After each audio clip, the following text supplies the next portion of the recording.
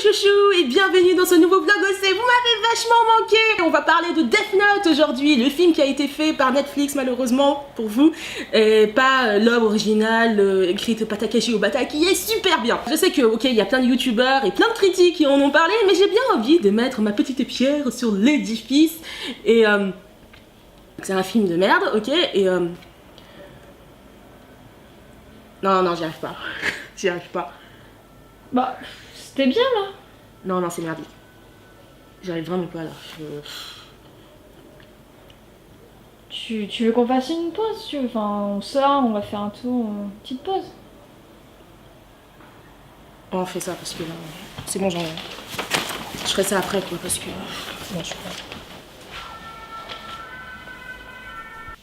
pas. Ok, laissez-moi vous parler un peu de moi. C'est pas mon sujet favori, c'est même le pire des sujets. Je suis née le 18 janvier 1992 à Paris. J'ai 25 ans, toutes mes dents après le passage d'un appareil dentaire à la fin de la primaire. Je suis petite. J'atteins, semblerait-il, le mètre 63, 64, 38 et demi de pointure, je galère à trouver des chaussures à ma taille. J'ai une vue de merde. Tu pourrais me faire un signe à 3 mètres, je verrais juste une sorte de barbe à papa flou. Je souris beaucoup, je ris beaucoup aussi. J'ai les yeux qui brillent quand je sors des blagues, quand j'écoute de la bonne musique ou quand je regarde un bon film. Je rêve de faire des films d'ailleurs. Des films qui parlent avec du cœur, de gens comme vous et moi. Bref, regardez-moi de l'extérieur et vous verrez une fille qui exulte de confiance en soi. Une fille à qui tu confierais tes clés et tes secrets car elle est assez forte pour les confiner. Une fille qui t'ouvre sa porte à 3h du mat pour te faire un câlin car t'as perdu ton chat, ton copain ou ton père. Une fille derrière qui tu te caches quand une baffe arrive dans ta gueule. Une fille qui refuse de te voir blessé et qui chassera les sorcières, les démons, les sales cons qui hantent tes cauchemars. Je suis la meilleure amie, celle sur qui tu peux compter. Mais voilà le plot twist. À chaque pas, je me brise.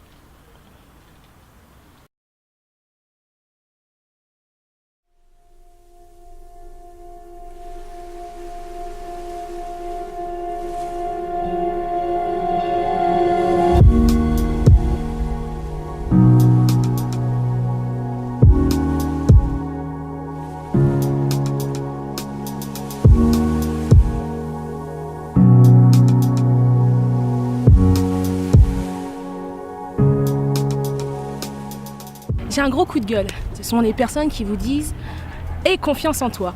Alors, jusqu'à preuve du contraire, c'est pas aussi évident d'avoir confiance en soi. Si je pouvais faire taire toutes les voix dans ma tête qui me disent que je ne suis qu'une merde, que je ne vaux rien, je le ferais comme ça, vous voyez. J'éteindrais l'interrupteur et je ferais en sorte que ces voix n'existent plus. Malheureusement, c'est pas aussi simple. Et les personnes même qui vous disent « ayez confiance en vous » savent que c'est pas aussi simple. Alors je vous demande pourquoi vous nous dites ça. Pourquoi vous dites aux personnes qui ont de l'anxiété, des personnes qui sont dépressives, des personnes qui ont un paquet dans leur bagage, d'avoir confiance en eux alors que vous savez vous-même que c'est pas si facile. Alors toi qui es derrière ton écran, j'ai malheureusement pas vraiment de gros conseils à te donner. Malheureusement, on est tous, et heureusement même, on est tous différents. Certaines personnes, ça leur prendra des années pour avoir ne serait-ce qu'un petit point de confiance en eux en plus. Certaines personnes, ça leur prendra quelques jours parce qu'ils auraient trouvé le déclic. J'ai pas vraiment de conseils à te donner pour que tu sois un fuck, que tu sois juste la personne la plus confiante du monde, pardon. Après, on est hyper bon pour prétendre. C'est facile de prétendre, il suffit de sourire comme ça, de prétendre que rien ne nous touche, que la vie est facile, mais on sait très bien que c'est pas le cas. Donc je ne peux rien faire. Et ça semble un peu déprimant, hein. On ne peut pas vraiment dire quoi que ce soit aux gens vis-à-vis de ça. Les gens qui sont des coachs de lifestyle, etc. vous disent faites de la méditation, ce genre de choses. Ce sont des exercices en soi, mais avoir vraiment confiance en soi de la façon la plus pure, c'est pas si facile. Alors que faire? Alors que faire, bordel de merde? Il n'y a pas de fatalité. On peut sortir de notre zone de confort. Et c'est d'ailleurs ça le gros conseil. Ne sautez pas dans le précipice tout de suite, parce que sinon vous allez tout de suite rentrer chez vous, vous mettre en dessous de votre couette et ne plus bouger pendant quasiment quelques mois. Je sais, je l'ai fait. Pour moi, sortir de ma zone de confort, c'est juste refuser le rôle qu'on m'a donné pendant des années. Un rôle que je me suis donné en fait.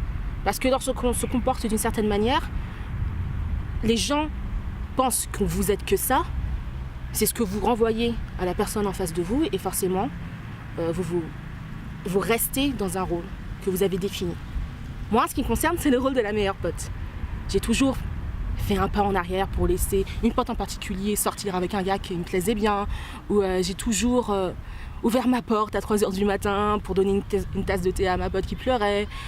je suis une personne qui donne et j'ai toujours donné. Et c'est pas quelque chose que je fais avec un agenda, c'est juste la personne que je suis. Mais au bout d'un moment, on pense qu'on est juste bon qu'à ça. Moi, j'ai pensé que j'étais juste bonne qu'à ça. Pendant les 25 premières années de ma vie, parce que j'ai 25 ans, j'ai pensé que j'étais juste bonne pour donner la main aux autres, pour donner et pour jamais rien recevoir en retour. Et la prise de conscience, elle est extrêmement importante parce que on se dit, mais si j'ai pas confiance en moi, si je pense que je ne vaux rien, c'est parce que aussi je me complais dans une routine qui n'est pas forcément celle qu'il me faut. Alors oui, on peut être généreux, on peut donner, mais ça ne veut pas dire que vous devez donner au détriment de vos propres besoins. Et c'est pas une honte de dire à quelqu'un que vous l'aimez. Et c'est pas une honte de dire que vous voulez une promotion. Et c'est pas une honte de vouloir ce que vous voulez. Les années passent, on devient plus grande, on devient plus âgé, on commence à prendre de l'expérience et puis on se rend compte que finalement la vie qu'on a ne nous convient plus et qu'on a besoin de plus de choses. Mais pour cela, pour dire qu'on a besoin de plus de choses, on a besoin de plus de confiance en soi. Et finalement, c'est peut-être le déclic dont on a tous besoin. On a juste besoin d'un déclic. Et après, ce sera selon notre propre rythme d'évolution. Il y en a qui prendront plus de temps. Moi, en ce qui me concerne, j'ai un problème de séduction. Voilà.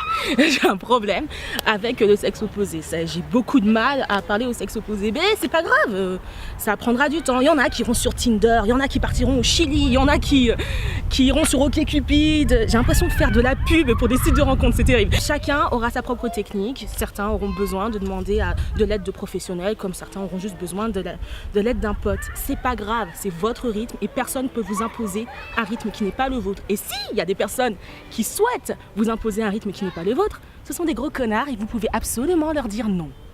Dire non, ça fait du bien. Vous avez le droit de dire non.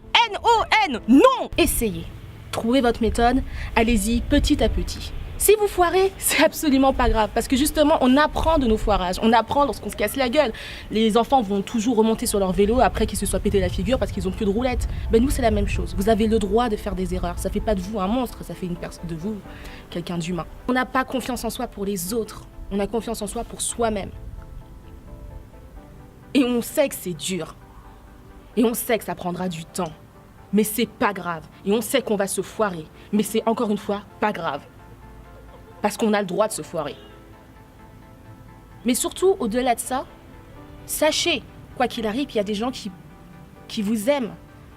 Même si vous ne vous aimez pas, il y aura toujours une personne dans le monde. On est 7 milliards. Il y a toujours une personne dans les 7 milliards qui va vous aimer. We accept the love we think we deserve. Can we make them know that they deserve more? We can try. Et à défaut de ne pas vous aimer, moi je vous aime déjà. Sors du cadre. Ah bah bravo! Abonnez-vous! Mais t'arrêtes de sortir du cadre. Bon, d'accord. Abonnez-vous! Allez. Abonnez-vous! Abonnez-vous! Abonnez-vous! Abonnez-vous!